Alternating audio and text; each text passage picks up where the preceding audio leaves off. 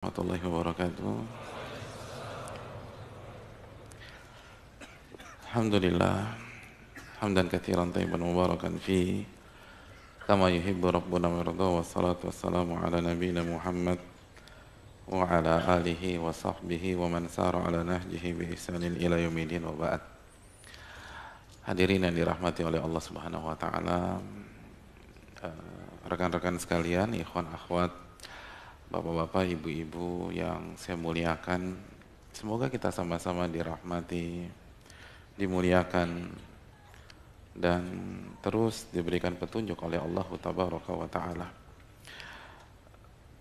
Hadirin yang dirahmati oleh Allah Subhanahu wa Ta'ala, selanjutnya salawat dan salam semoga senantiasa tercurahkan kepada qudwah kita, Nabi kita Muhammad sallallahu alaihi wasallam, beserta para keluarga, para sahabat, dan orang-orang yang istiqomah berjalan di bawah naungan sunnah beliau sampai hari kiamat kelak. Pertanyaan pertama,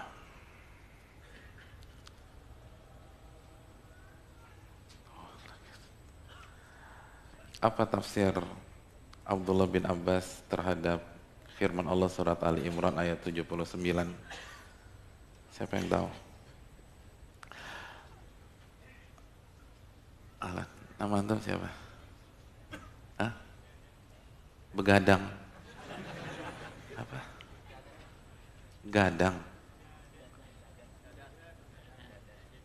Dadan. Iya. Apa tafsirnya? Emang ngomong-ngomong Ali Imran 79 bunyinya kayak apa, Dadan?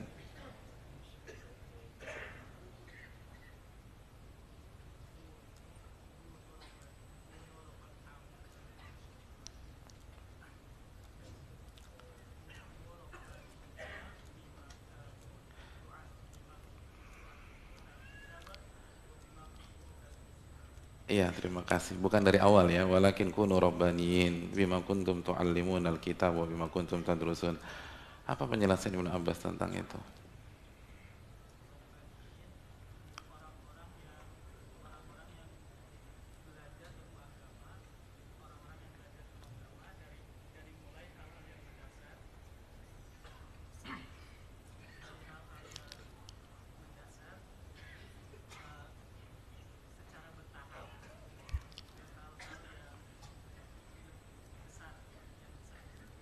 Jazakallah khair. Orang-orang yang mendidik umat bisigari ilmi qabla kibari, mereka memulai dengan hal-hal basic, hal-hal dasar kehidupan sehari-hari, tapi itu pondasi secara bertahap, bersinambungan sampai berbicara hal-hal yang besar dan pelik. Ya, coba kita lihat di tas saya ada apa ya. Pan kasih Pan. Ini apa tangan kiri?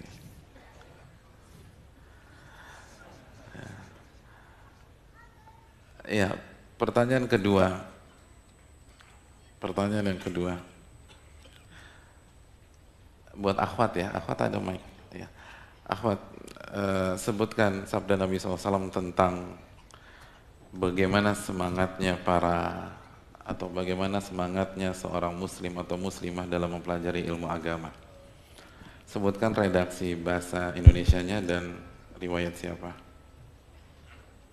Ada yang tahu nggak, akhwat?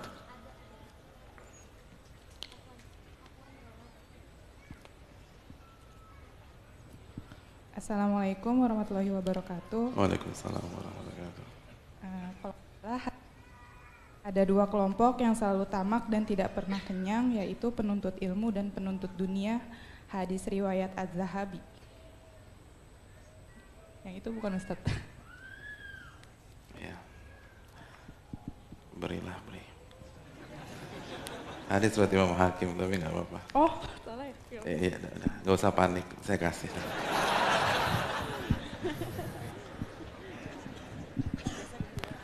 Iya, hadirin yang dirahmati Allah, kita lanjutkan. Intinya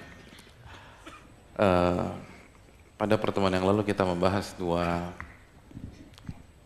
hal yang dimiliki oleh para ulama ketika mereka belajar. Yang pertama semangat juang yang tinggi, kesungguhan mereka, dan ini telah disabdakan dan diwayuhkan oleh Nabi SAW dalam hadis yang tadi telah disebutkan oleh salah seorang akhwat kita. Dan yang kedua, bagaimana mereka punya metode, mereka belajar bertahap, dan mereka bangun pondasi teman-teman. Mereka bangun kuda-kuda. Mereka bangun akar. Karena kalau akar kita nggak kokoh, maka pohon kehidupan kita akan tumbang ketika ada badai-badai ujian. Maka basic harus kuat. Usul harus kuat. Dan pondasi harus kuat. Itu kalau kita mau bertahan. Karena kita belajar, salah satu tujuannya agar kita bertahan dalam kehidupan dunia yang fana ini. Kita bertahan dari fitnah-fitnah dunia, karena Allah Subhanahu wa taala berfirman dalam surat Al-Kahfi ayat 68, "Wa kaifa tasbiru 'ala ma lam tuhit bihi khubra?" Bagaimana Anda bisa sabar dan bertahan sedangkan Anda menghadapi sesuatu yang Anda tidak tahu ilmunya. Kalau Anda nggak tahu ilmunya, Anda nggak akan bisa bertahan. Hadirin yang dirahmati oleh Allah Subhanahu wa taala, dan pada pertemuan yang lalu kita telah jelaskan bahwa salah satu materi yang dipelajari oleh para ulama di awal-awal perjalanan ilmiah mereka, di fase awal mereka menuntut ilmu agama adalah masalah adab. Adalah masalah adab. Sebagaimana yang disampaikan oleh Imam Ibnu Mubarak, wa kanu yatlubunal adaba qabla al-ilm. Mereka para ulama klasik kita mempelajari adab sebelum mereka mempelajari ilmu. Ucapan ini disampaikan oleh Imam Ibnu Mubarak dan termaktub di dalam kitab Ghayatun Nihaya fi Tabaqatil Qurra. Ini menunjukkan bahwa barang siapa yang ingin ngaji, barang siapa yang ingin belajar, barang siapa yang ingin jadi aktivis dakwah, barang siapa yang ingin jadi panitia kajian, barang siapa yang ingin mengelola sebuah media dakwah, maka dia harus belajar adab. Sebagaimana mereka atau dia belajar ilmu-ilmu yang lain. Adab harus dikembangkan. Adab harus dikedepankan dan dinomorsatukan berjalan paralel dengan materi-materi basic yang lain seperti iman, seperti akidah, seperti ibadah-ibadah wajib sehari-hari yang kita harus lakukan, seperti sholat dan lain-lain. Adab adalah hal yang sangat urgent. Dan kalau basic adabnya tidak kuat, dia nggak akan bertahan. Man hurimal usul, hurimal wusul. Barang siapa yang pondasinya tidak kuat, dia tidak akan sampai pada tujuan. Dan rekan-rekan yang dirahmati jamaah, bapak-bapak, ibu-ibu sekalian yang saya muliakan, ketika kita ingin belajar adab, bahwa salah satu buku yang direkomendasi para ulama adalah buku yang berjudul Tadhkiratus Sami' wal Mutakallim, karya Al-Imam Muhammad bin Ibrahim bin Sa'dillah bin Jama'ah, atau yang biasa dikenal dengan nama Al-Imam Ibnu Jama'ah, salah satu ulama dari madhab Syafi'i Al-Kinani. Hadirin yang dirahmati oleh Allah Subhanahu wa taala, sebelum kita masuk ke buku beliau, ada baiknya kita kenalan dengan Al-Imam Ibnu Jama'ah. Dan ini penting agar antum yakin ilmu antum diambil dari ulama-ulama besar, bukan dari sembarang orang. Karena yang antum pelajari adalah buku yang sudah terbukti mencetak generasi, hadirin. Buku yang dengan izin Allah Subhanahu wa taala telah merubah adab dan akhlak jutaan orang. Karena buku banyak di pasaran. Buku yang ditulis oleh imam besar kan beda. Yang satu ditulis oleh pakar, yang lain ditulis misalnya saja oleh orang yang tidak punya ilmu yang kokoh, itu nggak sama.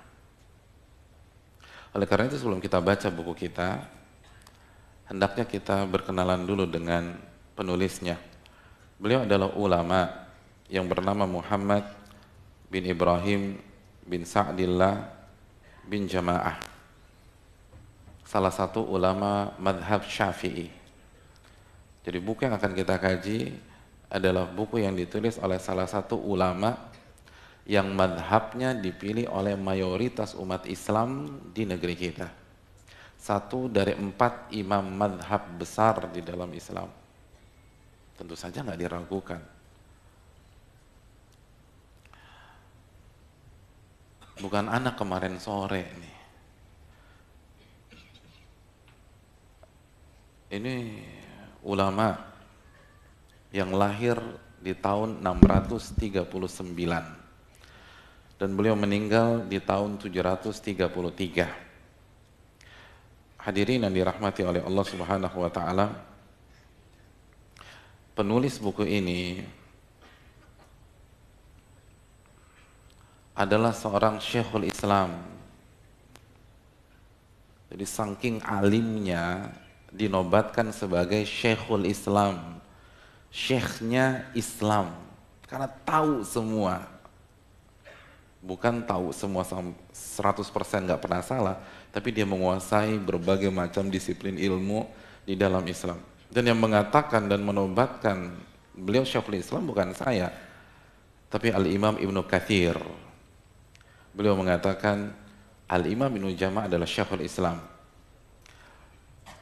Di antara murid beliau yang terkenal adalah Al-Imam Dzahabi, penulis kitab Syiar Alamin Nubala, salah satu ulama madhab Syafi'i.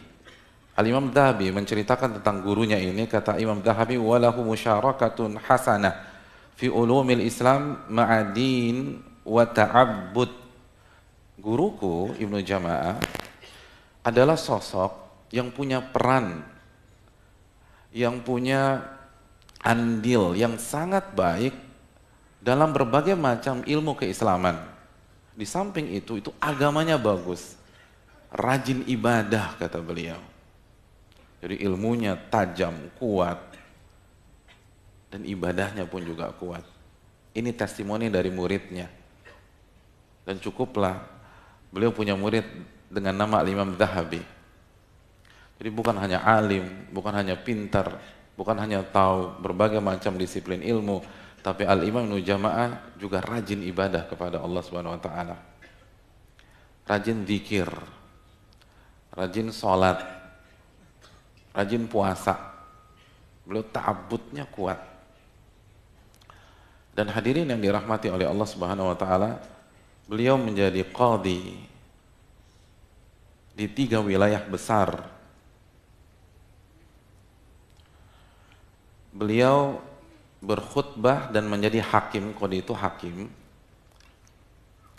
di Baitul Maqdis, di Damaskus, dan di Mesir setelah Al-Imam Ibnu Daqiqil Id. Dan beliau menjadi qadhi atau hakim syar'i di Mesir selama 25 tahun. Jadi yang buku yang akan kita pelajari ini bukan ulama sembarangan. Beliau jadi hakim syar'i dan berkhutbah di Baitul Maqdis, di Damaskus, di Syam, lalu di Mesir.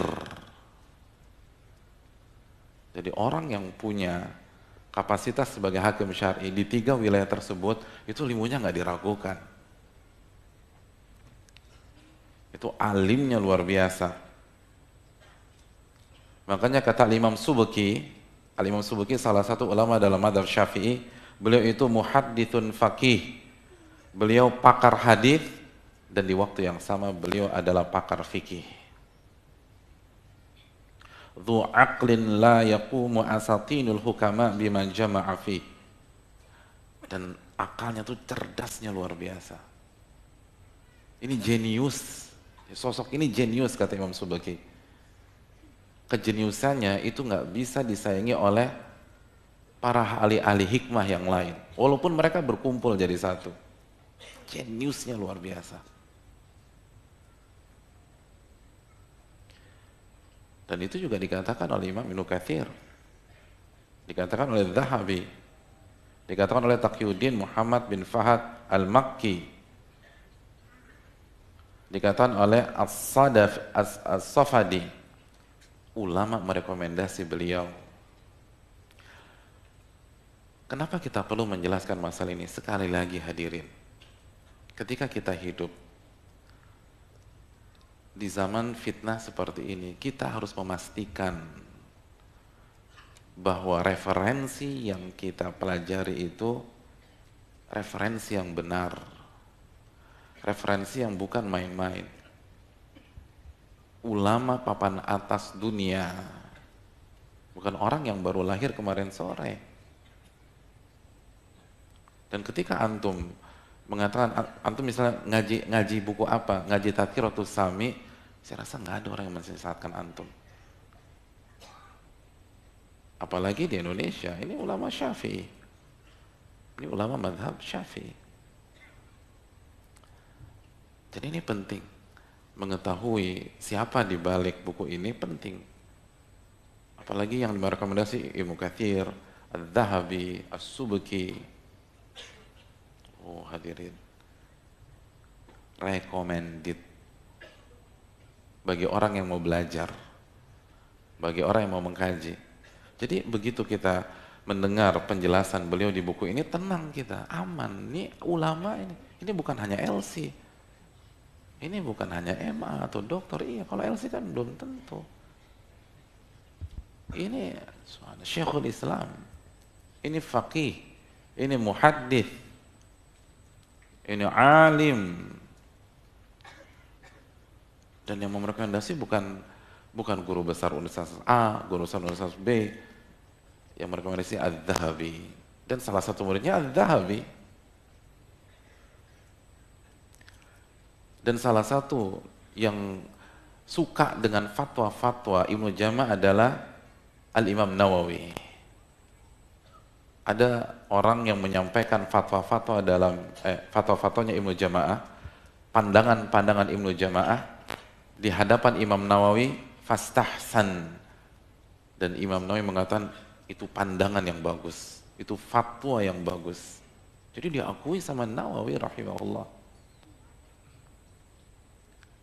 Ini penting, teman-teman. Makanya kan pada saat fitnah di zaman dulu, para ulama punya kaidah sammulana rijalakum, sebutkan referensi kalian biar jelas nih, ini benar apa enggak, valid apa enggak.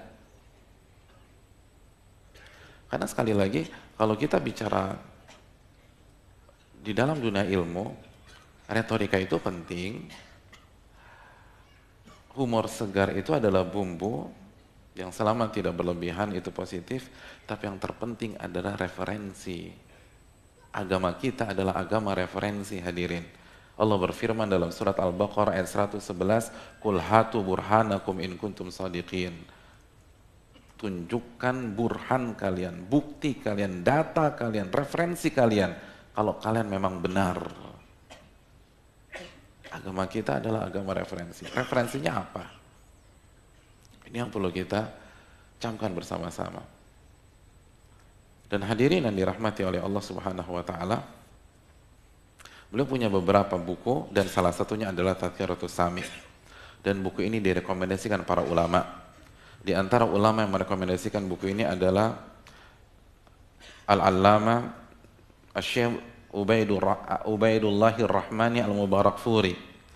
Beliau mengatakan dalam kitab beliau Mir'atu Al-Mafati fi Syarh Mishkatil Masabih, kata wayan bagi li talib an yutali'a tadhkiratas sami wal mutakallim. Seyogianya, sepatutnya bagi seorang penuntut ilmu, bagi seorang yang ingin ngaji, belajar di majelis taklim, dia menelaah buku Tadhkiratus Sami wal Mutakallim. Jadi ini nasihat para ulama. Kalau Anda mau ngaji, kalau Anda bingung nyari kajian apa, itu Anda salah ini. Tadhkiratus Sami' wal Mutakallim. Dan yang mengatakan ini ulama besar. Dan buku beliau pun direkomendasi dan disarankan untuk dikaji oleh Syekh Bakar Abu Zaid dalam kitab beliau yang terkenal Hilyatul Talibil Ilm, perhiasan bagi penuntut ilmu. Ini buku cukup terkenal dan sangat terkenal di masa ini. Salah satu buku yang direkomendasi oleh beliau, dan beliau salah satu ulama yang baru saja meninggal beberapa tahun yang lalu, adalah Tadhkiratus Sami' karya Al-Imam Ibnu Jama'ah. Dan sampai detik ini ulama-ulama besar mengkaji buku ini. Di antara yang mengkaji buku ini, di antara ulama-ulama besar yang masih hidup dan masih eksis dalam berdakwah adalah Syekh Shalih Al-Utsaimin. Beliau salah satu ulama senior yang berdomisili di Riyadh dan pengisi di Masjid Nabawi, tapi tidak secara rutin. Ketika beliau datang ke Madinah, beliau diberikan kesempatan atau diminta untuk mengisi di Masjid Nabawi. Salah satu buku yang beliau telah kaji sampai khatam adalah Tadhkiratus Sami' wal Mutakallim. Jadi safety, hadirin, aman. Jadi dari segi penulis, seorang ulama besar, direkomendasi para ulama-ulama besar, dan bukan ulama pada hari ini aja, tapi sekali Al-Zahabi, Ibnu Katsir, As-Subki. Ibnu Katsir penulis kitab tafsir Ibnu Katsir, Al-Zahabi penulis Syiar A'lamin Nubala. Lalu buku ini pun direkomendasi para ulama dan mereka kaji. Jadi buku ini masuk ke dalam kurikulum mereka. Aman. Jadi nggak main asal, kira-kira enaknya bahas apa ya? Enggak. Kurikulum tuh penting. Antum belajar tanpa kurikulum bingung. Antum belajar matematik. Hari pertama 1+1. Hari kedua Pitagoras. Hari ketiga Aljabar. Hari keempat resign. Udah selesai. Udah bingung kan? Karena nggak pakai kurikulum. Ngundurin diri itu. 1+1 langsung masuk Pitagoras. Langsung masuk Aljabar. Karena nggak pakai kurikulum. Bukan matematikanya yang salah. Anda belajar tanpa kurikulum, nggak akan sukses, nggak akan bertahan. Belajar matematik nggak pakai kurikulum nggak akan bertahan. Belajar kimia nggak pakai kurikulum nggak akan bertahan. Wong pakai kurikulum aja nggak bertahan kan gitu. Kimia. Iya. Sebenarnya ini curhat, saya nggak bertahan. Nggak bagus kimianya. Ya apalagi nggak pakai kurikulum, berantakan. Antum ke gym nggak pakai kurikulum, berantakan coba. Langsung angkat barbel 70 kilo, putus tuh, putus. Iya, tendon putus, segala macam putus. Semua harus ada kurikulum. Begitu juga, ingin bertahan, ingin husnul khotimah, nggak punya kurikulum, selesai hadirin, habis. Nggak bisa bertahan, nggak ada keistiqomahan. Futur. Semua harus ada kurikulum. Ini ilmiah, ini baru ilmiah. Artinya bukan majelis kita ilmiah, kita hanya copy paste aja. Kita hanya menjelaskan bahwa semua harus pakai kurikulum. Gak boleh hanya ngisi sana, ngisi sini tanpa ada kejelasan. Kalau ingin bertahan di tengah badai fitnah yang luar biasa, fitnah syahwat, fitnah dunia, fitnah syubhat, bukan hanya belajar, tapi kita harus belajar dengan kurikulum. Dan kurikulum siapa? Banyak orang menawarkan kurikulum. Tentu saja kurikulum para ulama. Kurikulum yang sudah terbukti sukses, memperbaiki perangai orang, memperbaiki akhlak orang, memperbaiki adab orang, memperbaiki hubungan orang dengan Allah Subhanahu wa Ta'ala. Dan salah satu kurikulum tersebut dari banyak buku-buku para ulama adalah Tadhkiratus Sami' wal Mutakallim. Wallahu ta'ala a'lam bisawab. Itulah sekilas tentang buku kita, dan kita akan masuk ke buku tersebut. Kita baca dari awal karena kita ingin coba dengan penuh keterbatasan metode klasik, atau mungkin lebih tepat semi klasik lah. Dan tentu saja nggak sempurna. Kita tidak mengklaim kesempurnaan. Kita hanya hamba-hamba Allah yang lemah, tapi ingin berusaha merangkak ke arah yang lebih baik. Tafadhol ya Ustaz. Ustadzuna Ustaz Cacap hafizahullah. Alhamdulillah wassalatu wassalamu ala Rasulillah nabiyyina Muhammadin wa alihi wa sahbihi wa mawala. Qala al-Imam Badruddin Ibn Jama'at al-Kinani rahimahullahu ta'ala, Bismillahirrahmanirrahim, wa bihi taufiqi. Sampai di sini dulu Ustaz Cacap, jazakallah khairan. Hadirin yang dirahmati oleh Allah Subhanahu wa taala, berkata Al-Imam Ibnu Jama'ah rahimahullah, beliau mulai dengan Bismillahirrahmanirrahim, wa bihi taufiqi, dan dengannya lah aku diberi taufik untuk menyelesaikan buku ini atau menulis buku ini. Hadirin, saya ingin kita duduk sejenak dengan muqaddimah yang luar biasa, pembukaan yang terbaik. Apa pembukaan terbaik? Basmalah, Bismillahirrahmanirrahim. Karena ini kultur para ulama, kultur budaya para ulama. Ketika menulis buku mereka mulai dengan Bismillahirrahmanirrahim. Apa alasan mereka memulai dengan Bismillahirrahmanirrahim? Yang pertama, karena mengikuti Allah Subhanahu wa ta'ala. Ketika Allah memulai setiap surat di dalam Al-Quran dengan Bismillahirrahmanirrahim. Allah memulai Al-Qurannya, Allah memulai surat Al-Fatihah dengan Bismillahirrahmanirrahim. Seluruhnya dimulai dengan Bismillahirrahmanirrahim, kecuali surat At-Taubah. Dan bukan saat ini kita membahas pembahasan tentang surat At-Taubah. Dan juga ini mengikuti metode Nabi SAW ketika bersurat ke pihak-pihak lain, ke kaisar, ke raja-raja dunia pada saat itu. Beliau memulai dengan Bismillahirrahmanirrahim. Jadi antum melihat ya, para ulama sampai memulai buku mereka saja, mereka berusaha ittiba, mengikuti metode Allah Subhanahu wa ta'ala dan Nabinya sallallahu alaihi wasallam. Jadi semangat mengikuti itu besar. Semangat untuk mengamalkan apa yang apa yang Allah terapkan dan Nabi terapkan itu luar biasa.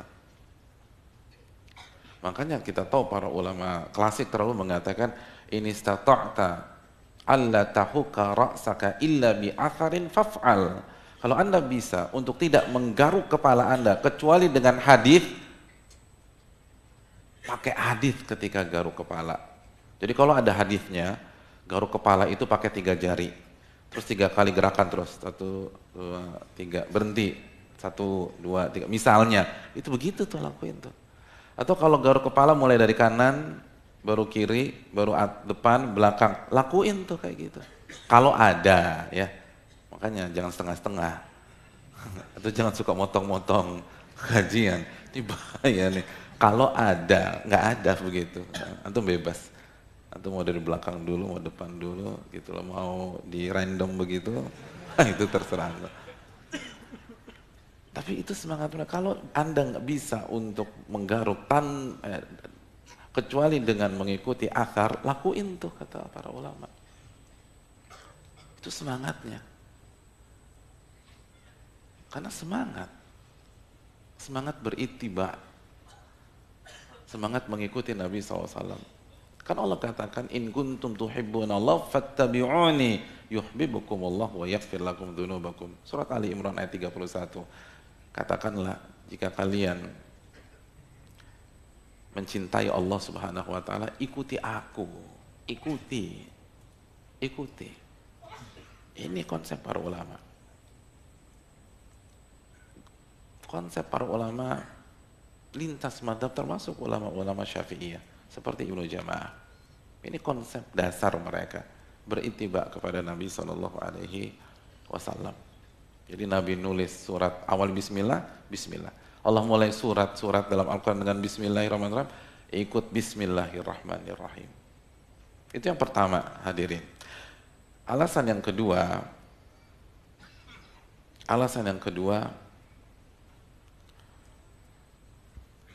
mereka memulai buku mereka, karya mereka dengan Bismillahirrahmanirrahim karena mereka bertawakal dan isti'anah kepada Allah. Karena mereka benar-benar ketergantungan dengan pertolongan Allah. Jadi dikit-dikit minta tolong sama Allah. Dikit-dikit minta tolong kepada Allah. Karena Bismillah adalah simbol permintaan tolong seorang hamba kepada Allah.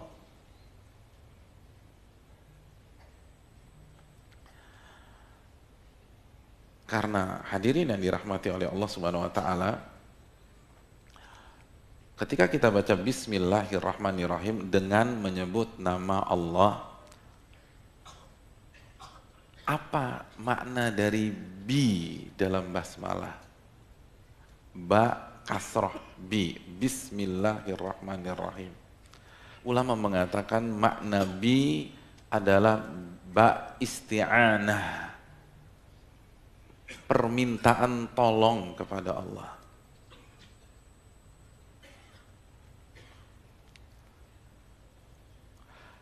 Makna yang kedua kata para ulama, litabarruk, minta berkah dari Allah Subhanahu wa taala. Sebagian yang lain menamakan lil musahabah. Jadi hadirin, dan referensinya ini penjelasan dari Al-Imam Muhammad bin Shalih Al-Utsaimin. Hadirin yang dirahmati oleh Allah Subhanahu wa taala, jadi arti bi di sini isti'anah, meminta pertolongan. Jadi ketika kita baca Bismillahirrahmanirrahim atau Bismillah, aku menyebut atau dengan menyebut nama Allah, itu kan terjemahan simpelnya ya. Tapi makna dalamnya, kalau kita mengucap atau kalau Ibnu Jamaah mengucapkan Bismillahirrahmanirrahim sebelum beliau menulis buku ini, maka artinya aku meminta pertolongan kepada Allah dalam penulisan bukuku dengan menyebut namanya yang maha pengasih lagi maha penyayang. Itu. Jadi aku meminta pertolongan kepada Allah. Aku minta berkah kepada Allah dalam penulisan buku ini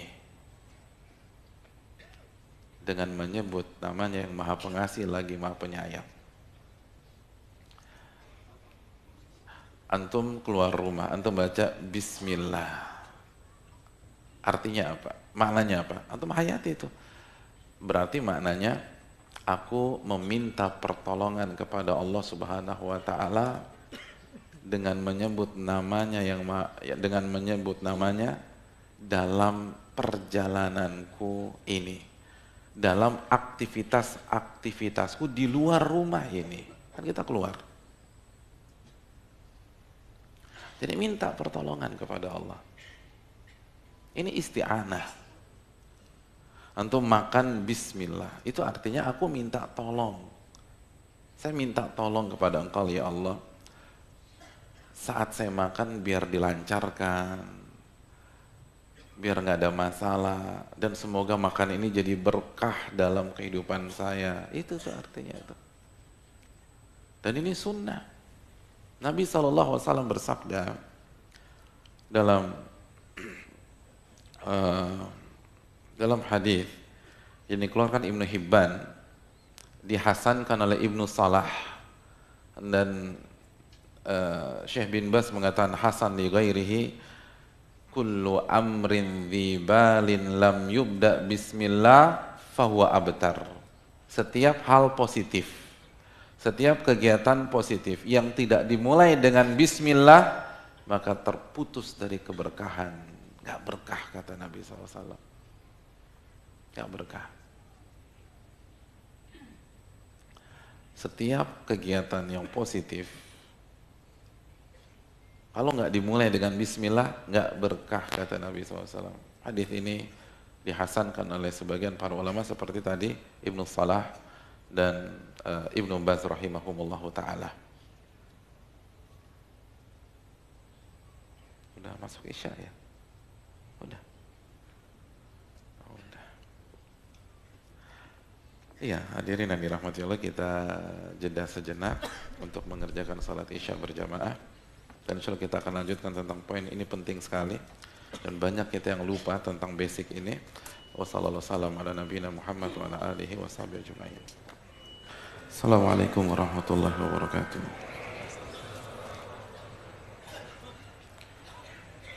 Alhamdulillah hamdan katsiran tayyiban mubarakan fihi kama yuhibbu rabbuna wa yarda.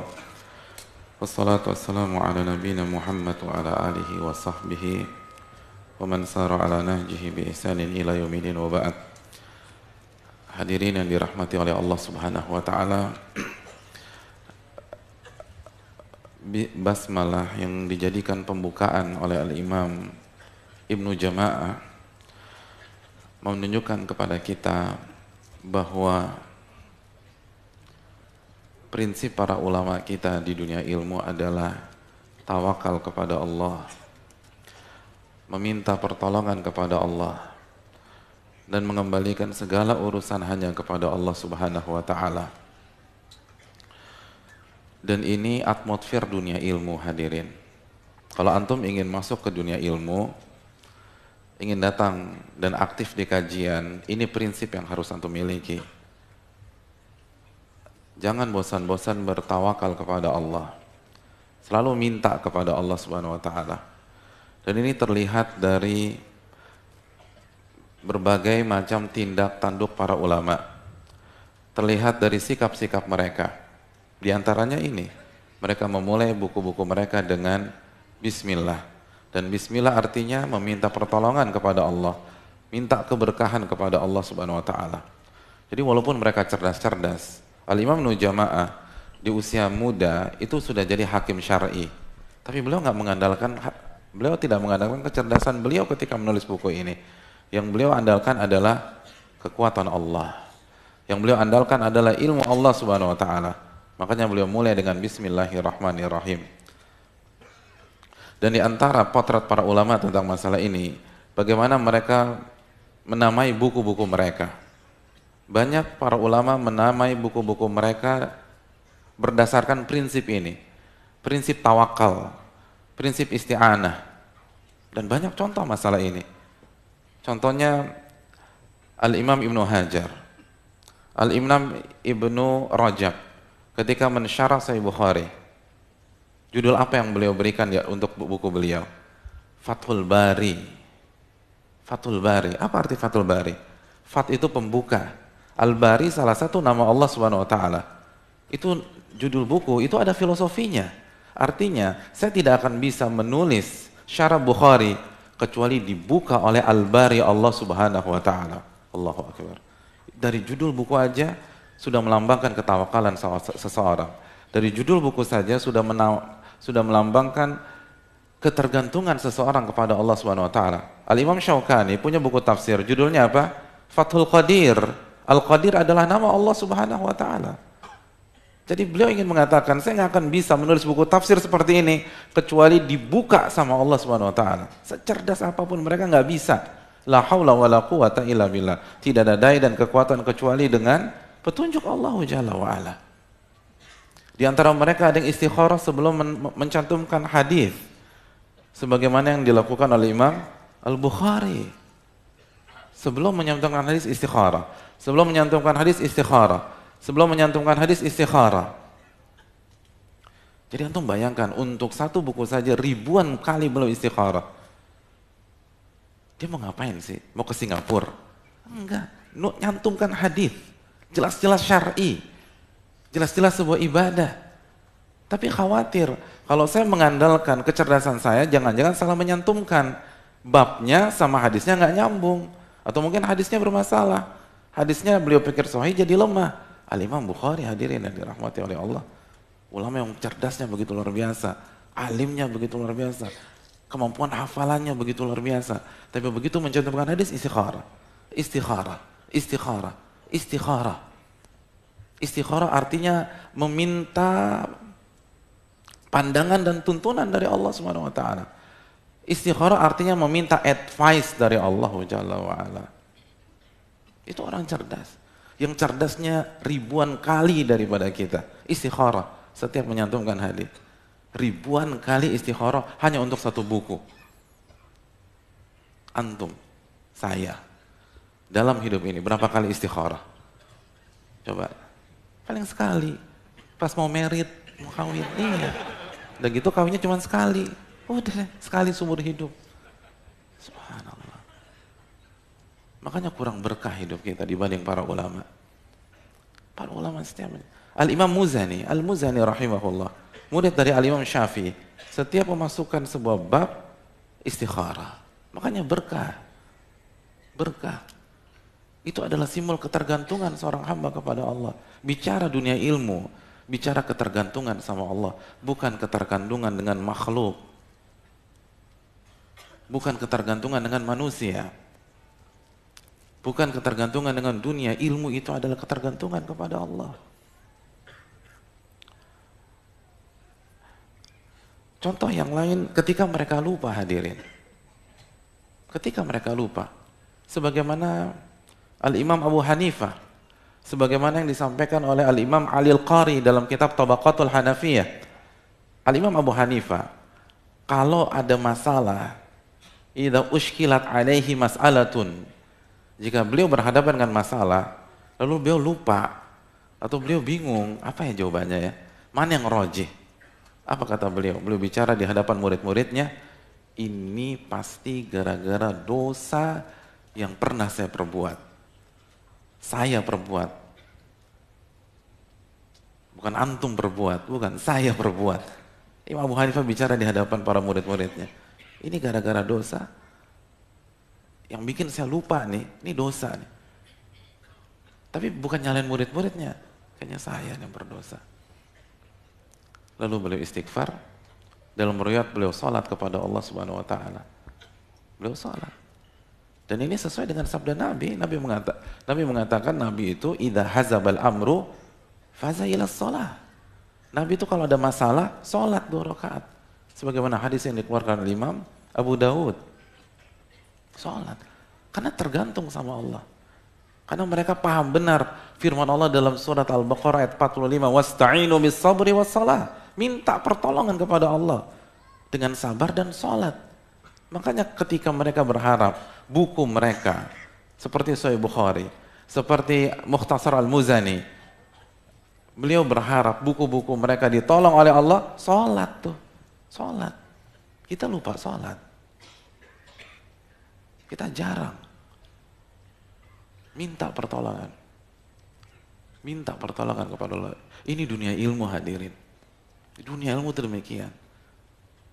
Dan ini bukan Imam Abu Hanifah saja, diriwayatkan Syekhul Islam melakukan hal demikian juga. Begitu ada masalah, lupa, istighfar kepada Allah Subhanahu wa taala. Contoh yang lain, ketika mereka menghadapi khilaf para ulama, ketika mereka mengalami atau menghadapi masalah-masalah khilaf, pada hari ini salah satu pertanyaan yang sering ditanya di majelis-majelis kepada para ustadz adalah bagaimana menyikapi khilaf, bagaimana menyikapi perbedaan. Hadirin yang dirahmati oleh Allah Subhanahu wa taala, bagaimana sikap para ulama kita menghadapi khilaf? Ini disebutkan oleh Al-Imam Ahmad bin Abdul Halim dalam kitabnya Wasiatus Sughra, dijelaskan oleh Az-Zarnuji dalam kitabnya Ta'lim wa Ta'allim. Para ulama kita ketika menghadapi khilaf, antum misalnya menghadapi Ustadz A bilang haram, Ustadz B ngomong mubah, Ustadz C sunnah, Ustadz D wajib, apa yang antum lakukan? Hadirin yang dirahmati oleh Allah, kata Syekhul Islam Al-Imam Ahmad bin Abdul Halim, yang pertama kali berdoa kepada Allah. Dan di antara doanya yang beliau sebutkan dalam kitab Wasiatus Sughra adalah hadis riwayat Imam Tirmidzi, ihdini limakhtulifa fihi minal haqqi bi'idnik Innaka tahdi man tasha'u ila siratal mustaqim.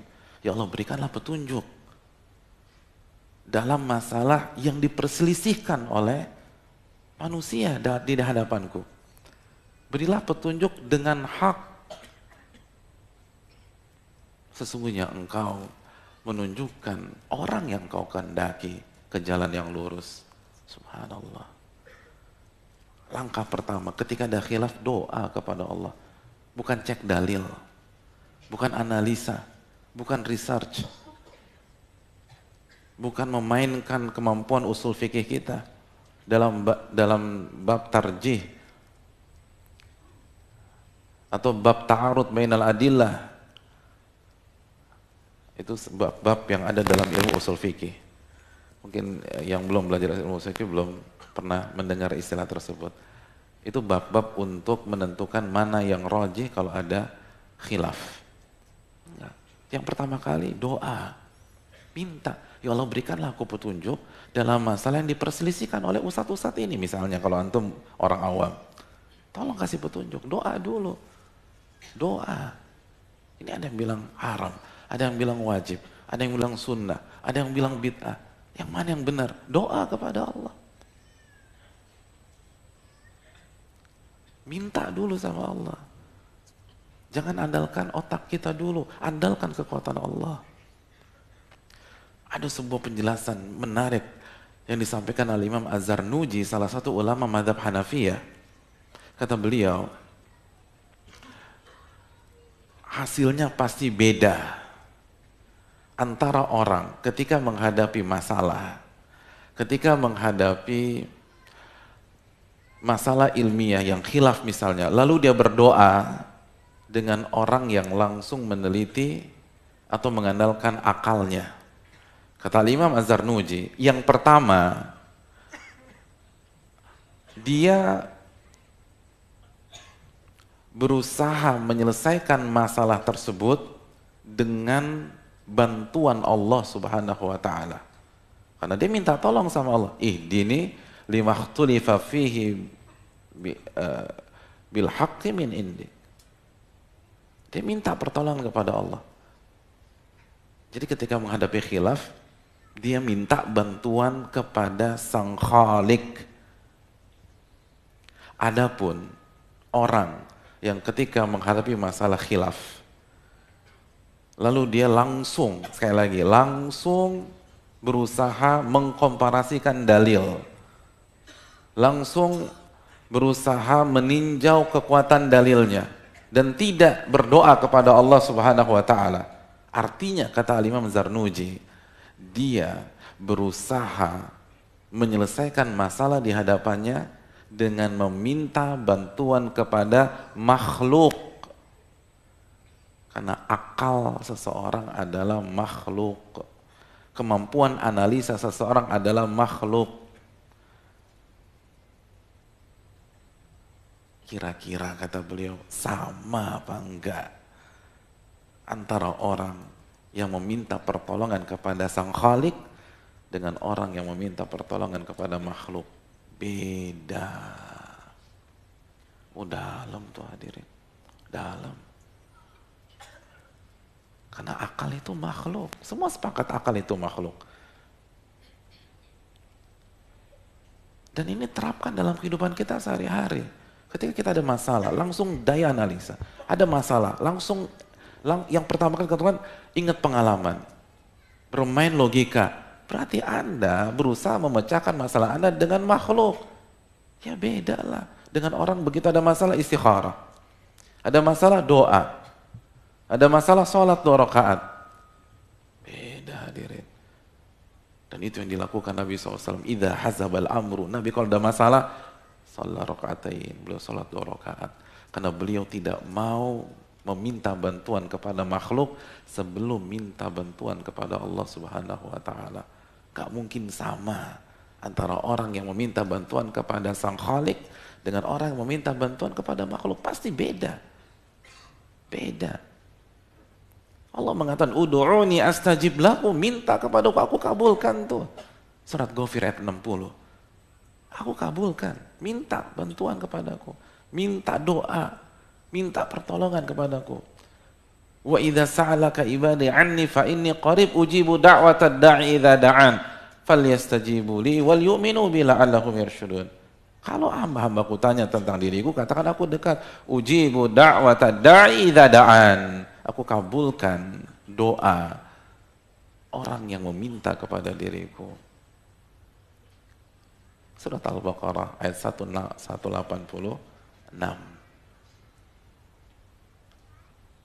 Lihat bagaimana para ulama kita.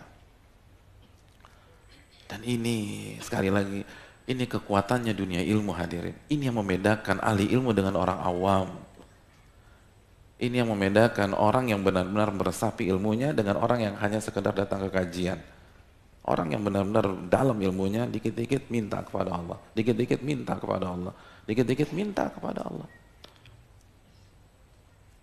Dalam masalah khilaf doa.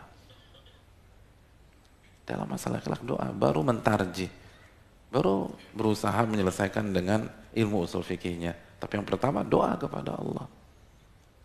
Itu para ulama kita. Bukan langsung bicara tarjih, langsung bicara mana yang paling kuat, mana hadis yang lemah dan mana hadis dhaif. Semua itu kan akal. Dan akal makhluk. Dan makhluk lemah. Makhluk nggak pernah menang sama sang Khalik. Terapkan dalam kehidupan kesehari-hari. Ada apa-apa istikharah, ada apa-apa zikir kepada Allah, ada apa-apa doa kepada Allah. Makanya orang-orang beriman Allah katakan dalam surat Ali Imran ayat 191, alladzina yadhkuruna Allaha qiyaman wa qu'udan wa 'ala junubihim, yaitu orang-orang yang berzikir, ingat sama Allah. Ingat sama Allah. Kapan? Ketika berdiri, ketika duduk, ketika berbaring.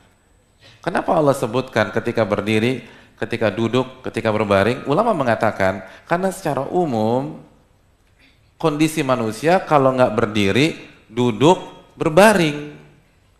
Ketika Anda berdiri, ketika Anda duduk, ketika Anda berbaring, ingat tuh sama Allah.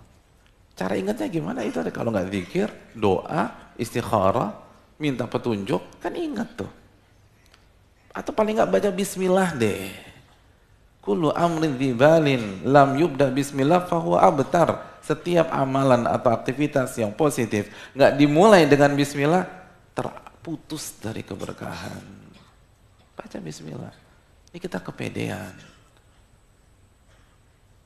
Sedangkan para ulama dikit-dikit bismillah. Tulis buku bismillah. Padahal kita ini lemah. Kita butuh pertolongan Allah. Padahal Allah janjikan kepada kita, "Wa man yatawakkal 'ala Allah fahuwa hasbuh. Innallaha balighu amri." Dalam surat At-Talaq ayat 3. Barang siapa yang bertawakal kepada Allah, maka Allah akan cukupin tuh. Allah cukupin. Allah bantu. Innallaha balighu amri. Allah akan wujudkan keinginannya. Kok males? Ini prinsip yang luar biasa hadirin. Untuk kita semua termasuk yang berbicara. Dikit-dikit doa, dikit-dikit zikir. Baca bismillah. Hadirin, kita keluar rumah kan kita diajarin bismillah tuh. Kenapa? Karena banyak hal di luar rumah yang tidak bisa kita hadapi dengan kemampuan kita. Gak bisa. Kita butuh pertolongan Allah. Sejago-jago antum bawa mobil, antum mungkin rajanya Sentul deh. Rajanya Sentul. Tapi pertanyaan saya, bisakah antum mengontrol kondisi supir atau driver mobil di belakang antum? Nggak bisa kan? Begitu dia rem mendadak, karena antum jago, latihan setiap akhir pekan di Sentul, antum bisa ngerem tepat pada waktunya. Begitu ngerem sih, aman, apa yang terjadi? Dihabisin dari belakang. Bisa terjadi, antum nggak bisa. Antumnya fokus, yang belakang main handphone. Iya kan? Main handphone. Makanya nabrak. Siapa yang bisa ngatur yang di belakang? Antum safety bawa mobil. Tapi siapa yang bisa mengontrol orang yang nyebrang jalan? Seantum patuh lalu lintas, bawa kecepatan standar. Yang nyebrang sambil main gadget, dia ngeli nggak lihat antum. Tiba-tiba antum melaju dengan kecepatan 60 km per jam, dia melintas bukan di zebra cross, apalagi jembatan penyeberangan, dia ngelintas langsung dan pas di mobil antum tabrak. Yang salah siapa? Yang trauma siapa? Yang depresi siapa? Hadirin, gak bisa kita ngandalankan kemampuan kita. Makanya bismillah. Bismillahi tawakkaltu 'alallahi la haula wala quwata illa billah. Kan kita tahu orang di luar sana mengatakan salah satu sebab musibah orang yang baik di tempat yang salah.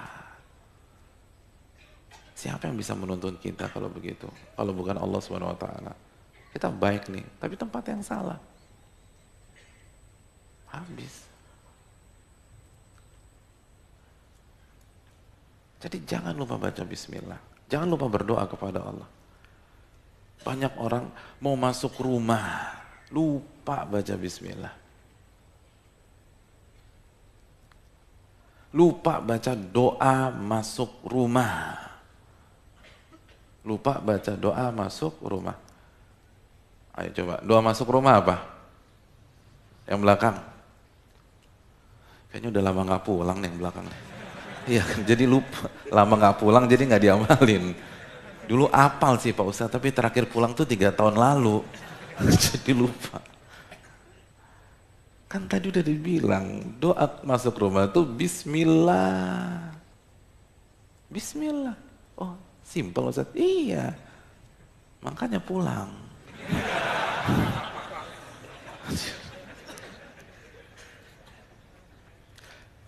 Banyak orang karena merasa rumah sendiri.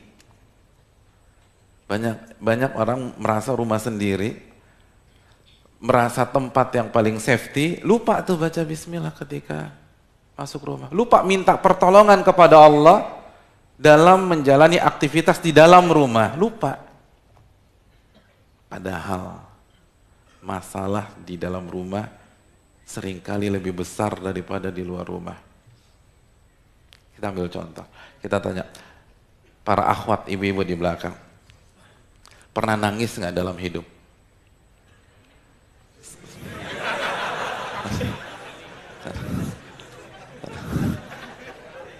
Ini masih sesi materi, belum sesi curhat.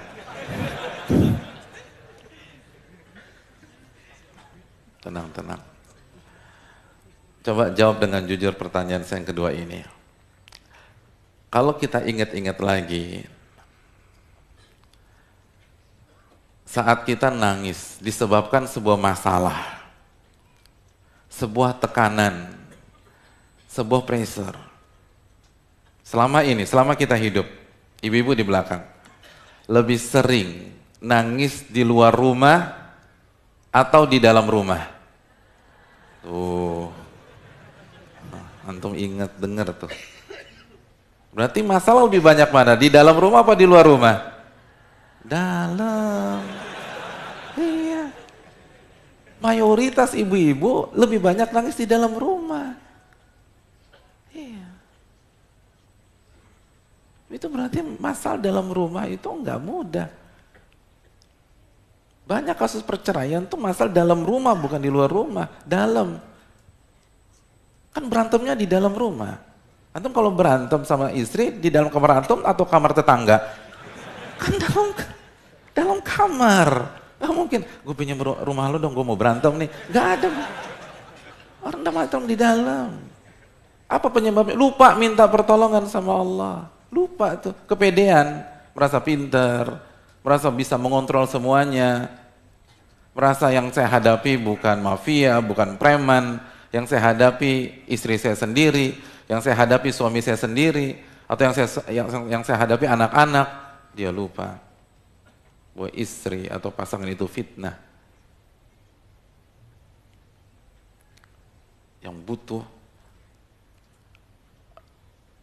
pertolongan Allah dalam menghadapi mereka itu semua.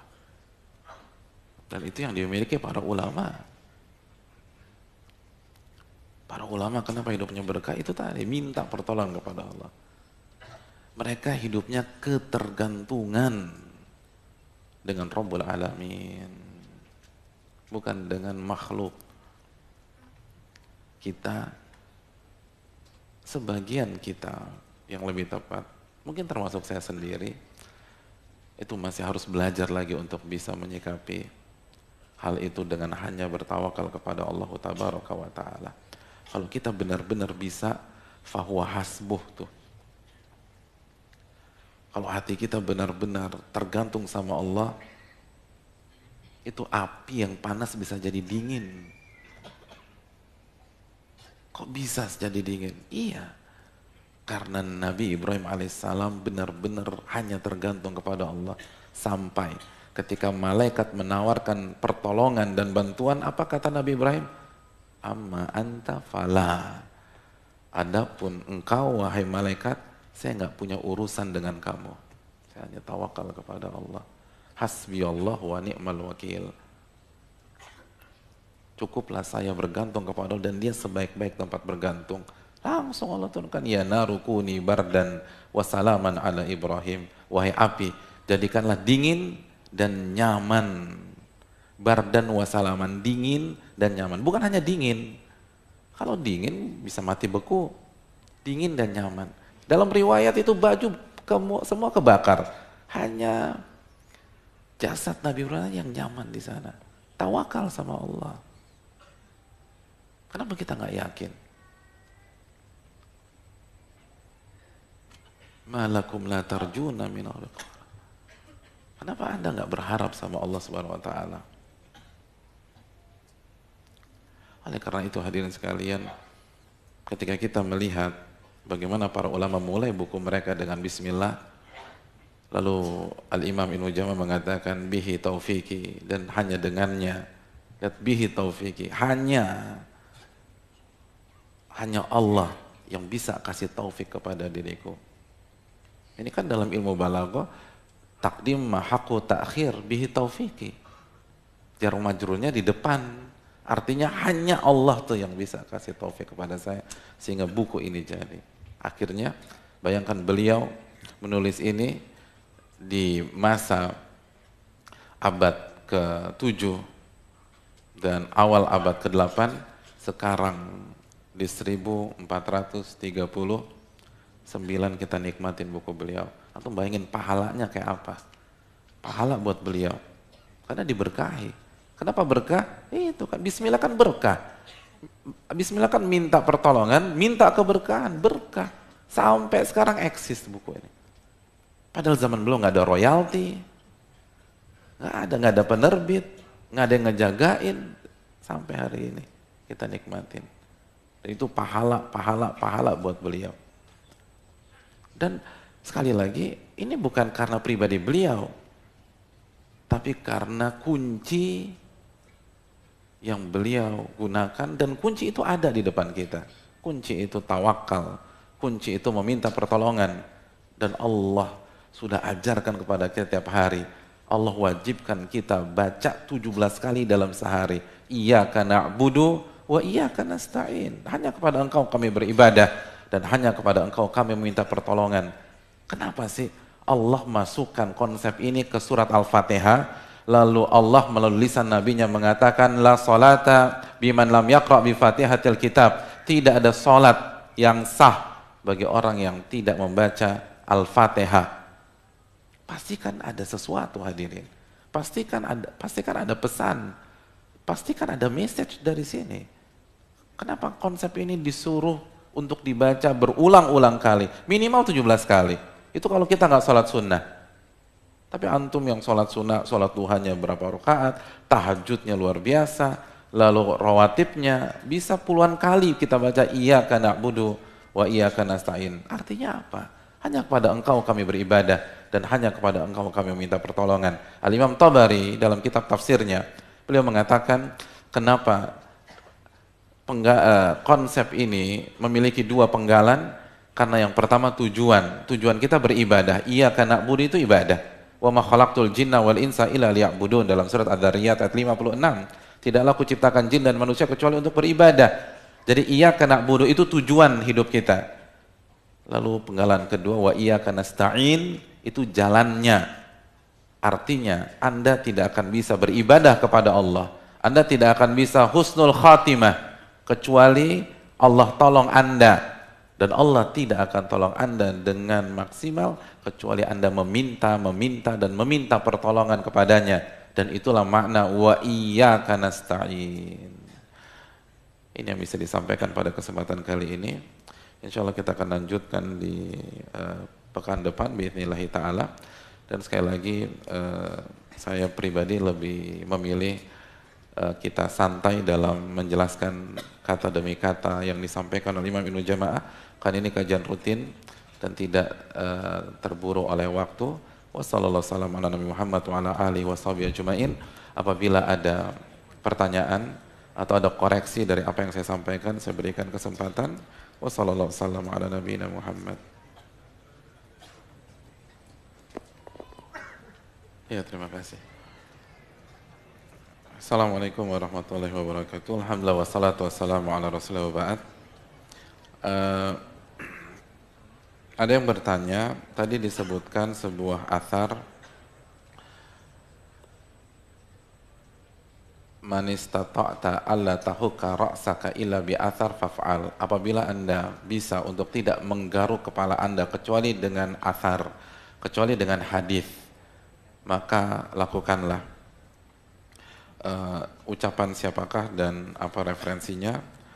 Itu ucapan Sufyan Ats-Tsauri. Itu bukan hadis, itu ucapan ulama besar yang bernama Sufyan Ats-Tsauri, dan antum bisa cek di kitabnya Al-Jami' li Akhlaqir Rawi karya Al-Khatib Al-Baghdadi. Wallahu ta'ala bisawab.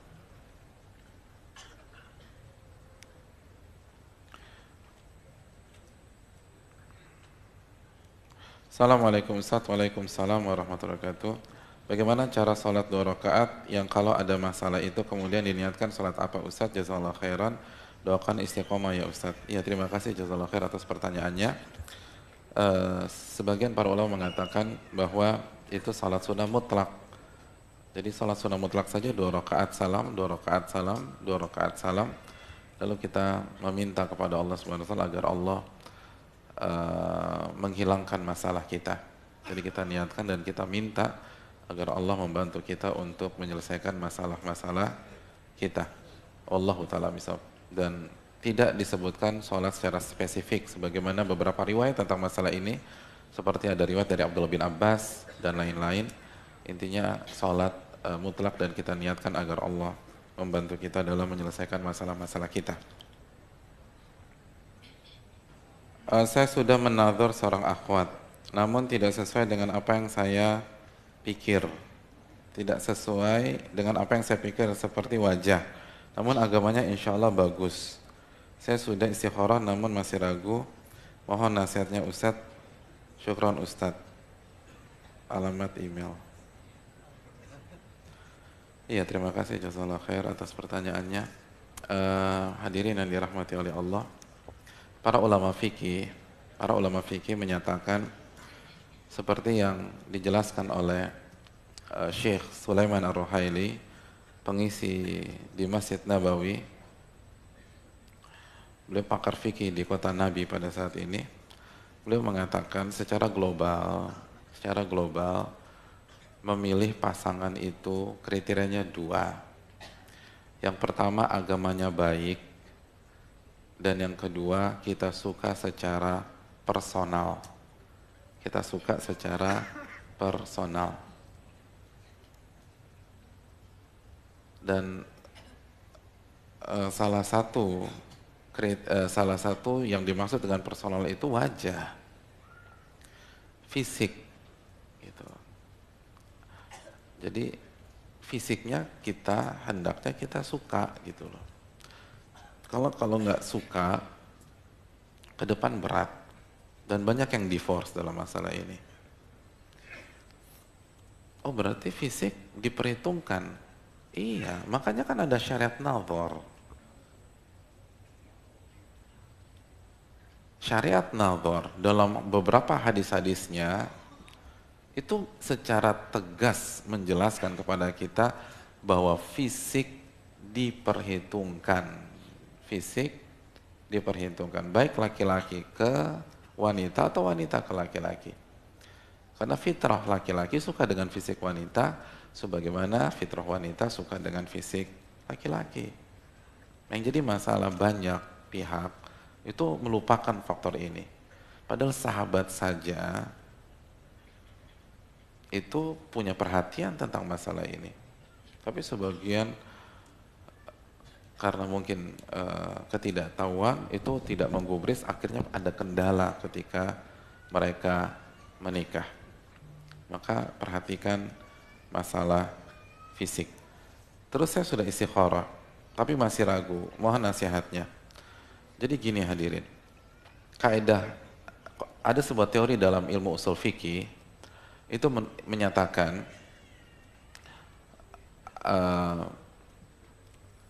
asy-syai' atau al-amru la yantakil min hukmin ila akhar illa bidalilin qati' au ghalabati dhann. Sesuatu itu tidak boleh kita rubah hukumnya, tidak boleh kita rubah statusnya, kecuali kita punya dalil yang kuat, yang qati'. Qati' itu kualitasnya 100%, qati'. Atau kalau kita nggak punya dalil atau bukti yang 100% seperti itu, paling tidak ghalabatil dhann. Ghalabatil dhann itu dugaan kuat. Ada bukti atau ada feel, ada perasaan, nggak 100%, tapi 90%. Tapi 85%, tapi 70%, maka silakan dirubah. Kalau enggak, jangan dirubah. 50-50 itu tidak boleh menjadi penyebab kita merubah sebuah kondisi. Kondisi itu kita rubah dengan dua syarat. Yang pertama, dalilnya qati' alias 100% atau dhann ghalib atau ghalabatil dhann. Nggak sampai 100% tapi di atas 50%. Itu baru kita boleh rubah. Baru boleh kita rubah. Dan ini kaidah kehidupan loh. Kalau dalilnya nggak sampai ke sana, maka dalam ilmu usul fikih itu dinamakan istishab, baqa'u makana ala makana alaih. Sesuatu itu dikembalikan ke status awalnya. Sesuatu itu dikembalikan ke hukum asalnya, nggak boleh dirubah. Dan lagi-lagi ini kaidah kehidupan, bukan hanya kaidah untuk memainkan dalil. Sebagai contoh masalah pernikahan. Penanya ini, jazahullah khairan, status dan hukumnya apa? Status dan hukumnya apa? Sudah menikah atau jomblo? Sepakat jomblo? Jadi sekali lagi, status penanya ini, dia nanya ini kan, antum dengar pertanyaan. Statusnya apa? Hukumnya apa? Hukumnya jomblo atau belum menikah, belum married. Maka kalau kita mau merubah statusnya ke pernikahan, dia harus punya bukti atau dalil yang kuat, yang 100% atau dhann yang ghalib atau perasaan yang kuat. Yang 80%, 70%, atau 90%, baru silakan maju ke akhwat tersebut. Tapi kalau tetap 50-50, al-yakin la yazulu bisyak.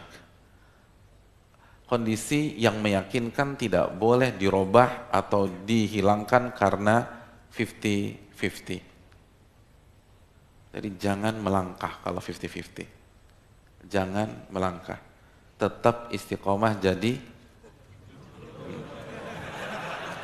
iya, sampai ada akhwat yang benar-benar antum suka, iya, nggak apa-apa. Yang penting bertakwa. Ya. Dan sekali lagi paham kaidahnya. Saya ingin antum nanti kita akan bahas ya. Nabi itu puji sekali seseorang yang setiap melangkah itu selalu bermain kaedah. Bukan hanya cuman ikut sana, ikut sini. Itu bermain kaedah. Mundobit. Jadi bermain kaedah. Ilmiah gitu loh. Jadi kalau dia maju ilmiah, dia mundur ilmiah. Dia ke kanan ilmiah, dia ke kiri ilmiah. Kalau antum mau berpikir ilmiah seperti itu, antum harus tahu kaidah. Dan kaidahnya gampang insya Allah. Sesuatu yang sudah baku, itu jangan diotak-atik. Sampai antum punya bukti, hal lain itu lebih kuat lagi, dan bukti antum 100% atau dugaan kuat. Dugaan kuat. Dan ini kaidah kehidupan sekali lagi. Contoh misalnya, kita kembangkan sedikit ya. Antum punya sekolah, terus ada yang menawarkan kurikulum.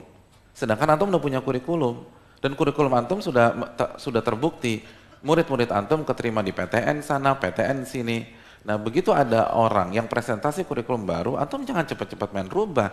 Karena antum udah punya baku. Sampai ada bukti kuat, bukti 100%, atau indikator kuat bahwa kurikulum yang ditawarkan itu lebih bagus daripada kurikulum antum. Harus ada buktinya, bukan hanya retorika. Karena kalau main ganti sana, ganti sini, berantakan orang.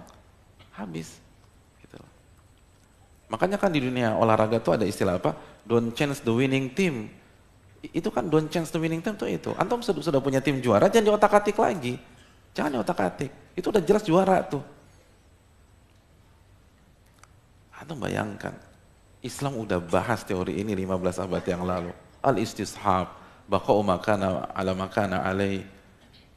Jadi jangan merubah sesuatu yang baku sampai kita bisa buktikan situasi yang lain itu lebih bagus. Antum kebanjiran, pengen pindah rumah, jangan main asal pindah rumah. Sampai antum pastikan dengan bukti yang 100% valid atau dugaan kuat bahwa lokasi yang akan antum tinggali atau yang antum pilih untuk jadi tempat tinggal antum berikutnya lebih bagus, lebih aman dari banjir daripada yang sekarang. Sampai itu nggak ada bukti, jangan mau pindah. Itu kaidah yang bagus sekali. Wallahu ta'ala a'lam.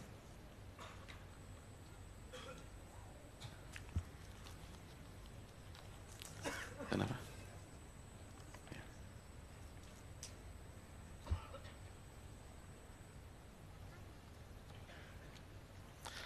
Assalamualaikum warahmatullahi wabarakatuh. Ustadz, saya sebelum berangkat kajian, saya berdoa, bahkan saya masuk masjid juga tadi saya baca doa. Tapi ternyata Allah tetap menegur saya dengan kehilangan tas beserta isinya.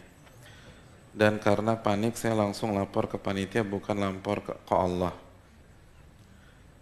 Apakah saya berdosa dengan langsung minta tolong panitia, dan apakah cukup tobat saya dengan hanya beristighfar? Ya, terima kasih jazakallah khair atas pertanyaan beliau. Dan pertanyaan ini yang pertama hadirin, pertanyaan beliau ini bukti ada iman dalam diri beliau. Orang yang nggak punya iman nggak mungkin tanya seperti ini. Orang yang nggak takut sama Allah nggak mungkin tanya seperti ini. Jadi bersyukurlah kepada Allah kalau kita punya perasaan seperti ini dan kita memberanikan diri untuk bertanya. Itu yang pertama. Yang kedua, hadirin yang dirahmati oleh Allah Subhanahu wa taala, memang mentality seperti ini tuh susah banget, nggak mudah. Dan yang berbicara pada malam hari ini belum tentu lebih baik daripada yang mendengarkan. Tapi karena ilmu ini adalah amanat, maka kita harus bahas dan semoga Allah mudahkan kita untuk mengamalkannya. Ini setengah mati, makanya Nabi Ibrahim jadi Khalilullah. Enggak, antum bayangkan, antum mau dilemparkan ke kobaran api, terus malaikat nih, malaikat bukan ustadz, malaikat nawarin bantuan, enggak, saya enggak mau sama anda. Bisa nggak begitu? Susah loh. Itu subhanallah. Oleh karena itu butuh latihan. Butuh latihan, butuh latihan dan butuh latihan. Begitu miss, coba lagi. Begitu miss, coba lagi. Dan proses itu yang akan membuat kita istiqomah. Jadi tadi adalah miss, tapi bukan kiamat. Jadi jangan khawatir, jangan putus asa. Insya Allah, dan mungkin yang bertanya belum tahu ilmunya kan. Karena kehilangannya dari konteks pertanyaannya kayaknya sebelum kajian nih. Jadi hadirin yang dirahmati oleh Allah Subhanahu wa taala, sekali lagi ini pelajaran bagi kita dan harus latihan, dan latihan. Semua ini harus melalui proses yang panjang. Semua bidang sepakat, no shortcut proses. Nggak ada shortcut jalan pintas menuju kesuksesan. Nggak ada jalan pintas sehingga kita dengan mudah memiliki konsep yang selalu tergantung sama Rabbul Alamin. Itu harus dilatih. Dan harus belajar lagi. Terus hadirin yang dirahmati oleh Allah Subhanahu wa taala, perlu saya ingatkan bahwa dalam Islam tidak ada istilah uang dibawa kabur orang atau tas beserta isinya dibawa kabur orang, nggak ada. Karena harta akan dikembalikan, pasti dikembalikan, nggak ada keraguan dalam masalah ini. Kalau nggak di dunia, di akhirat. Kalau nggak dengan sukarela yang ngambil atau dipaksa nanti sama Allah Subhanahu wa taala. Udah aman, udah enak deh. Dan kita lebih butuh dibalikin di akhirat. Karena kalau yang ngambil tas kita balikan di dunia sini, mungkin yang ngambil masih ada di areal ini dan ikut pengajian, akhirnya takut kepada Allah, dia balikan, kan dibalikan cuma tas sama isinya doang. Kalau dia balikan di akhirat, dia balikan dengan pahalanya. Subhanallah, dibalikan dengan pahalanya. Antum lebih milih mana, tas atau pahala? Ya dua-duanya. Tapi kalau harus milih, kalau nggak bisa dua-duanya, ya pahala lah, pahala. Kita lebih butuh pahala daripada tas nanti. Jadi untung deh, itu untung. Itu untung luar biasa.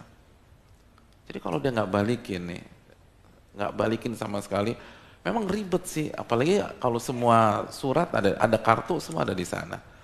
Harus buat KTP lagi, harus buat SIM lagi, harus segala macam, capek. Harus blokir ke bank atau lain sebagainya. Tapi ingat, dia akan bayar di akhirat. Dan bayarannya mahal. Pahalanya tuh ditransfer. Pahalanya ditransfer. Jadi bersyukur. Jadi hikmahnya tuh lebih enak dibayar sana. Jadi kalau dia balikin saya tolak aja, ya diterima gitu loh. Kalau dia balikin diterima, jadi tolak. Insya Allah, tapi dengan kita ridho kita dapat pahalanya. Kita dapat pahala. Dan ingat konsep inna lillahi wa inna ilaihi raji'un. Semua kita ini milik Allah dan akan kembali kepada Allah. Ya udah. Orang yang galau ketika barangnya hilang itu karena dia merasa sok punya. Padahal bukan punya dia tuh. Orang innalillah. Jangankan tas, nyawa punya Allah. Makanya itu yang kita baca. Jadi kalau orang merasa nggak punya, enak gitu loh. Kehilangan yang 10 kali lebih mahal daripada tas, enak. Misalnya ada Lamborghini yang dirampok orang di sebuah rumah mewah. Lamborghini dirampok oleh kawanan perampok di rumah mewah. Di dalam rumah itu ada bosnya atau majikan, ada si bibi. Saya ingin tanya, si bibi depresi nggak? Bibi depresi nggak? Kenapa bibi nggak depresi? Kan bukan punya bibi. Tenang aja dia. Ya ditanya sama wartawan, ya udah takdir Pak, enak ngomongnya. Udah takdir. Yang galau kan bosnya. Udah gitu belum lunas pula, stres tuh. Karena merasa punya. Pengen sampai Lamborghini hilang, bibi nggak stres, tensi darah nggak naik, tenang deh, dia bisa mulai udah takdir. Kenapa? Karena nggak merasa punya. Itulah innalillahi wa inna ilaihi raji'unnya itu bukan hanya diucapkan, dihayati, diucapkan jago. Burung kakak tuh juga bisa kalau cuma ngucapin. Tapi yang susah itu penghayatan. Yang susah tuh penghayatan. Makanya ini bahan introspeksi buat kita semua, buat penanya, buat saya pribadi dan kita semua. Ketika kita baca doa, udah dihayati atau belum? Karena Nabi SAW kan bersabda, Innallaha la yastajibu du'aan min qalbin ghafilin lahin. Allah nggak akan terima doa yang dipanjatkan dari hati yang lalai dan nggak fokus, nggak terima udah. Walaupun fasih. Makanya Ibnu Qayyim rahimahullah ta'ala mengatakan inti ijabah itu hati. Kalau hati kita benar-benar fokus, hati kita benar-benar khusyuk, benar-benar tergantung sama Allah, Allah SWT akan bantu kita. Ini yang mungkin perlu kita camkan. Jadi perbanyak istighfar saja, dan ini justru positif bukan negatif, karena ini menunjukkan kita punya iman kepada Allah SWT, dan insya Allah kita akan mendapatkan ganti yang lebih baik, karena sekali lagi barang siapa yang mengatakan atau barang siapa yang bertawakal kepada Allah, Allah akan ganti dan Allah akan berikan yang terbaik buat dia.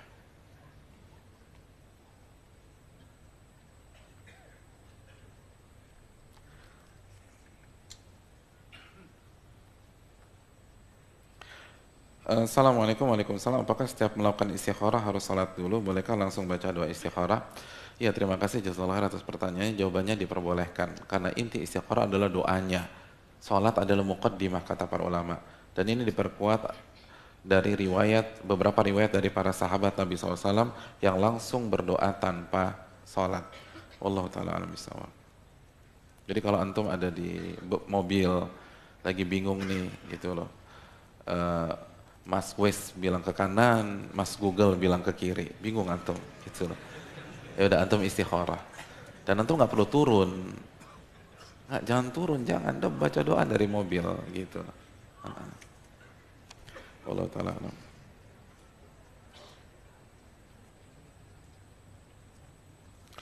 Assalamualaikum Ustaz. Waalaikumsalam. Apakah dosa seorang yang memotong video ceramah tanpa izin Ustaz bersangkutan?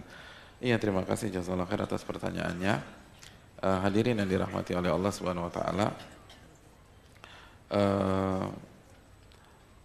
Nabi SAW bersabda, Innamal majalisu bil amana au kama qala. Sesungguhnya majelis itu dibangun di atas sifat amanat. Artinya tidak boleh disebarkan, tidak boleh dibawa keluar kecuali dapat izin dari pihak-pihak yang bersangkutan.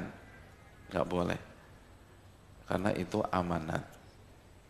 Oleh karena itu kalau kita ingin sebarkan, hendaknya kita minta izin terlebih dahulu, apalagi dipotong. Karena dipotong itu mungkin niat kita baik, tapi karena mungkin kita baru belajar atau belum tahu ilmunya, bisa jadi justru akan kontraproduktif karena terpotong dan intinya tidak tersampaikan, justru buat salah paham. Jadi ini yang perlu kita camkan bersama-sama, dan kita kasih udzur kepada saudara-saudara kita yang melakukan hal tersebut, mungkin mereka nggak tahu.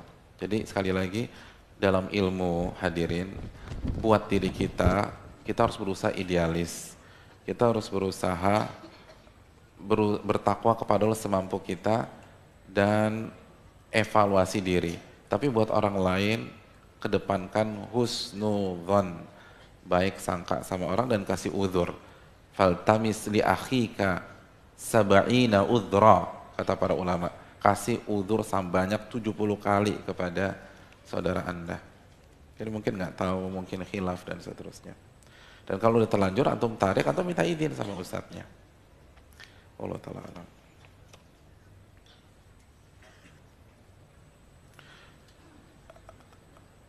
Ustadz, pertama, kenapa sih? Katanya pacaran itu dilarang, tapi kebanyakan yang pacaran ujungnya happy ending, bahkan sampai menikah. Kedua, kalau itu dilarang Allah dan Allah nggak ridho, kenapa mereka mesti berjodoh dan bahagia? Ketiga mohon nasihat Ustaz. Iya, hadirin ya. Tenang, tenang, tenang, sabar. Tenang, kita kasih udur, mungkin beliau belum tahu. Iya, hadirin yang dirahmati oleh Allah Subhanahu wa taala. Kata siapa yang kebanyakan yang pacaran happy ending? Sudah research atau belum? Sudah meneliti atau belum? Bahkan sampai menikah. Menikah kan nggak jaminan happy ending. Menikah itu nggak jaminan happy ending. Jadi gini loh, kan jangan cepat-cepat menjudge seseorang, baik just negatif atau yang seperti ini. Intinya gini, kalau Allah haramkan pasti ada side effect, pasti nggak bagus. Baik kita tahu hikmahnya maupun kita nggak tahu. Baik Allah buka pada detik itu juga atau Allah tutup dan mungkin kita baru sadar 10 tahun kemudian, 20 tahun kemudian dan seterusnya. Jadi kalau Allah larang sesuatu pasti ada masalah. Kalau kita lihat dia happy ending, kan kita lihat dari luar. Kita lihat kan dari cover, don't judge the book from the cover. Jangan menilai sebuah buku dari covernya aja. Udah dibaca belum tuh bab 1, bab 2, bab 3, bab 4. Dan sekali lagi, kecenderungan di dunia itu sandiwara. Annamal hayatud dunya la'ibun walahun. Kehidupan dunia itu permainan sandiwara. Saya ingin tanya kepada antum. Antum nih, ketika kesini, qadarullah berantem sama istri. Ya namanya juga pasangan, berantem keras gitu loh. Sampai banting-bantingkan handphone, istri banting handphone antum, antum banting handphone istri. Padahal dua-duanya kreditannya antum yang bayar. Jadi, karena emosi. Akhirnya dua-duanya hancur. Begitu sampai di sini ketemu komunitas antum sama teman-teman pengajian. Terus ditanya, gimana kabar antum? Baik. Kira-kira antum jawab apa? Baik. Gimana istri? Semua baik kan? Antum jawab apa? Baik. Udah baik udah deh. Sandiwara udah dunia deh. Antum gak akan ceritakan masalah antum ke orang lain. Antum ingin tampil perfect. Atau nggak usah antum, kita nih. Kita ingin tampil perfect di depan orang. Kita nggak mau ngebuka aib kita, apalagi pemimpin, apalagi suami. Jarang suami curhat. Itu istrinya udah curhat habis 2 kotak tisu, tanya sama suaminya, gimana Pak rumah tangga Bapak? Alhamdulillah baik gitu. Padahal kemarin istrinya baru curhat ke ustadz yang sama misalnya. Nggak mau dibuka udah. Nah, sebagaimana kita nggak mau buka aib kita, orang lain nggak mau buka aibnya. Itu aja udah. Orang lain nggak mau buka aibnya. Tapi Allah yang menjelaskan aturan main di dunia. Setiap maksiat pasti ada masalah. Pasti udah. Nggak mungkin enggak. Maksiat pasti ada masalah. Itu kaidah. Kaidah yang disepakati oleh seluruh para ulama. Innal kadhiba yahdi ilal fujur. Nabi bersabda kebohongan, dan kebohongan maksiat itu pasti nyeret ke kefajiran berikutnya. Dan begitu juga dengan pacaran. Itu yang pertama. Yang kedua, hadirin yang dirahmati oleh Allah Subhanahu wa taala, perlu kita camkan kalau kita pengen ke Surabaya lalu salah start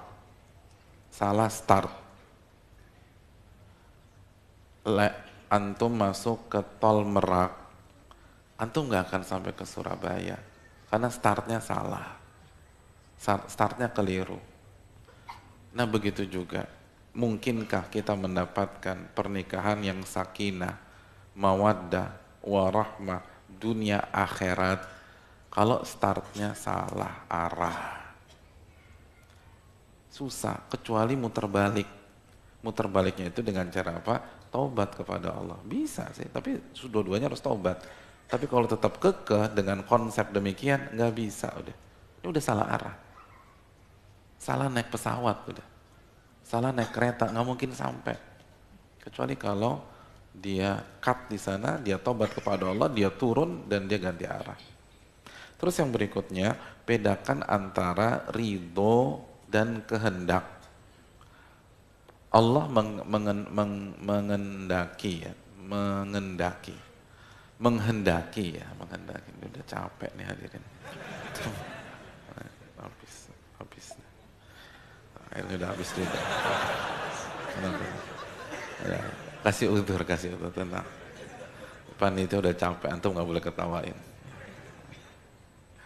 Hadirin yang dirahmati oleh Allah SWT, Allah menghendaki adanya maksiat, tapi Allah nggak ridho. Jazakallahu khairan.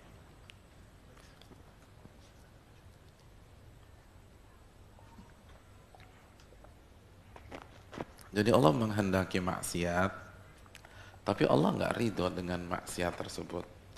Kenapa demikian? Karena ada hikmah yang lebih besar daripada satu maksiat yang dilakukan oleh anak manusia. Itu yang ngambil ibrohnya jutaan orang. Yang ngambil ibroh dari kehidupan Fir'aun itu jutaan bahkan miliaran orang. Allah nggak ridho dengan perbuatan Fir'aun yang mengklaim jadi Rabb wa ana rabbukumul a'la. Tapi Allah kehendaki. Ya udah di ACC udah kalau Anda mau gitu deh. Agar apa? Agar hikmah lebih besar. Dan itu bisa. Jangankan Allah Subhanahu wa taala yang Maha Hakim ya. Di kehidupan kita aja kita terima konsep itu. Banyak kasus kita menghendaki sesuatu tapi kita nggak ridho untuk apa? Untuk maslahat yang lebih besar. Seorang dokter ketika ada pasien yang kakinya sudah putus, maka dia putuskan untuk operasi amputasi. Dokter benar berkehendak untuk mengamputasi pasien itu, benar. Apalagi misalnya suatu ketika yang jadi pasien ayahnya sendiri. Dok, ini ayah dokter loh dok, dokter mau potong kakinya. Iya, saya berkehendak mau potong kakinya. Ayah loh, iya saya tahu ayah saya. Ridho dok? Enggak ridho. Siapa yang ridho? Tapi harus saya putuskan karena kalau saya nggak amputasi ini ngejalar nih gitu loh. Jadi semua sepakat ada perbedaan antara kehendak dan ridho, dan itulah akidah Ahlussunnah wal Jamaah dalam masalah takdir. Jadi kalau alasannya demikian ya nggak usah pacaran, zina juga ada gitu loh. Zina ada. Gay juga ada, tapi Allah nggak ridho. Lagi-lagi kenapa mereka mesti berjodoh dan bahagia? Siapa yang bilang bahagia? Kan belum tahu ya. Artinya jangan cepat-cepat menyimpulkan. Allah yang mengatakan waman a'radu an dzikri fa inna lahu ma'isyatan dhanka. Surat Thaha ayat 124. Barang siapa yang berpaling dari ajaranku, dari mengingatku, dari syariatku, dia akan hidup dengan sengsara. Itu firman Allah. Sekarang nih pertanyaannya, kita lebih percaya dengan casing yang kita lihat atau ayat yang kita baca gitu aja deh. Casing yang kita lihat dia bahagia, padahal dia melakukan kemungkaran. Ayat yang kita baca menyatakan waman a'radu an dzikri fa inna lahu ma'isyatan dhanka. Barang siapa yang berpaling dari aturanku, mengingatku, dia akan hidup sengsara, nggak mungkin bahagia. Kita tinggal pilih, kita lebih percaya sama siapa. Dan semua di dunia ini sandiwara hadirin. Kan antum tahu sendiri, orang yang dinobatkan orang paling lucu di dunia dan diklaim oleh sebagian pihak orang paling bahagia di dunia, meninggalnya kenapa? Bunuh diri. Antum tahulah siapa orang tersebut, nggak perlu saya sebutkan namanya. Bunuh diri. Dan semua shock loh, semua dunia entertainment shock karena orang berpikir ini orang paling lucu sedunia dan paling bahagia sedunia. Bunuh diri. Itu menunjukkan bahwa jangan menilai dari apa yang kita lihat. Antum harus lebih percaya firman Allah. Kita harus lebih percaya firman Allah daripada penampakan yang ada di hadapan kita. Gak mungkin bahagia. Karena bahagia itu dengan beribadah, beriman. Man amila salihan min dzakarin aw untha wa huwa mu'min falanuhyiyannahu hayatan thayyibah. Barang siapa yang beramal soleh, dan pacaran kita tahu amal soleh atau bukan. Barang siapa yang beramal soleh dalam kondisi beriman, laki-laki maupun wanita, baru kami berikan dia kehidupan yang bahagia. Surat apa? An-Nahl ayat 97. Saya rasa cukup sampai di sini. Terima kasih banyak. Semoga bermanfaat dan semoga Allah mengampuni kekhilafan saya dalam mengisi kajian ini. Dan kalau ada yang benar itu datangnya dari Allah Subhanahu wa taala, dan semoga menjadi ilmu yang bermanfaat bagi kita semua. Dan kalau ada kesalahan, buang saja apa yang saya katakan dan ikutilah sunnah Nabi sallallahu alaihi wasallam. Subhanaka wa bihamdika, asyhadu an la ilaha illa anta, astaghfiruka wa atubu ilaik. Assalamualaikum warahmatullahi wabarakatuh.